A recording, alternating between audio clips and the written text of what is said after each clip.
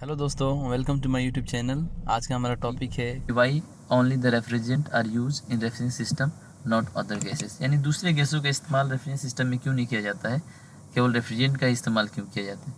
क्योंकि इसका कुछ गुड क्वालिटी है।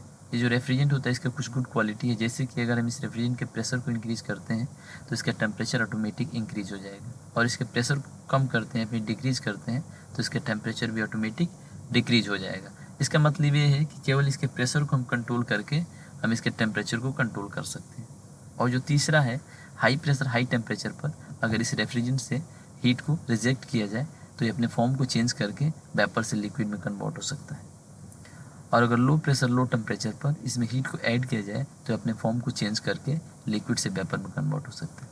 जैसे कि आप यहाँ देख सकते हैं कि अगर प्रेशर इंक्रीज करते हैं तो इसका टेम्परेचर इंक्रीज हो जाएगा, प्रेशर डिक्रीज करते हैं तो इसका टेम्परेचर डिक्रीज हो जाएगा।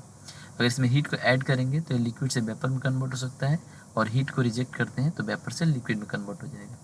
तो हमारे पास एक रेफरेंस साइकिल यहाँ दिया हुआ है, इसके माध्यम से हमें समझेंगे कि ये जो हमारा रेफ्रिजरेंट होता है हमारे रूम के हीट को कैसे एब्जॉर्व करता है और बाहर आउटसाइड में कैसे थ्रो करता है, जिससे कि हमारे रूम में कूलिंग इफेक्ट क्रिएट होता है। इसके लिए ये जो रेफरेंस साइकिल है इसमें 4 मेजर कंपोनेंट दिए हुए हैं, जैसे कंप्रेसर, कंडेंसर, एक्सपांसन डिवाइस और इवापोरेटर कॉइल। हम शुरू करते हैं कंप्रेसर से। कंप्रेसर का काम होता है लो प्रेशर वेपर को सक करना और इसे कंप्रेस करके हाई प्रेशर में कन्वर्ट करना।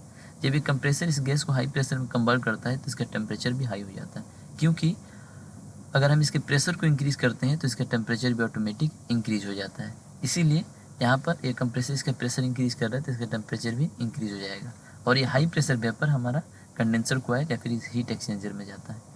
कंडेंसर का काम होता है ये जो वेपर है इसमें जो हीट है उसको बाहर निकालना। तो जो वेपर रेफ्रिजरेंट है उसका जो टेम्परेचर है बाहर के आउटसाइड के एयर टेम्परेचर से ज़्यादा होता है, और जो हीट होता है always flow from high temperature to low temperature. तो यहाँ पर जो रेफ्रिजरेंट का टेम्परेचर है वो बाहर के टेम्परेचर से ज़्यादा होने की वजह से इसमें जो हीट होता है वो आसानी से बाहर निकल जाता है, और जब हीट को हम बाहर रिजेक्ट कर देते हैं तो ये रेफ्रिजरेंट वेपर से लिक्विड में कन्वर्ट हो जाता है। तो यहाँ से ये वेपर आया कंडेंसर कॉइल में, कंडेंसर कॉइल से इसका हीट रिजेक्ट हुआ और यहाँ पे लिक्विड में कन्वर्ट होके ये एक्सपांसन डिवाइस में जाता है। चूँकि हाई प्रेशर लिक्विड होता है तो इस एक्सपांसन वाल्व का काम होता है इसको लो प्रेशर लिक्विड में कन्वर्ट करना। इसके लिए ये जो एक्सपांसन डिवाइस है इसमें एक पतला सुराख होता है।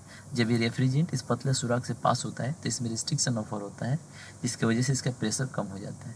जब इसका प्रेशर कम होता है तो इसका टेम्परेचर भी ऑटोमेटिक कम हो जाता है, क्योंकि यहाँ आप देख सकते हैं कि अगर हम रेफ्रिजरेंट के प्रेशर को कम करते हैं तो इसका टेम्परेचर भी ऑटोमेटिक कम हो जाएगा। इसीलिए यहाँ पे low pressure low temperature liquid refrigerant हो जाता है और ये इवापोरेटर कॉइल में जाता है।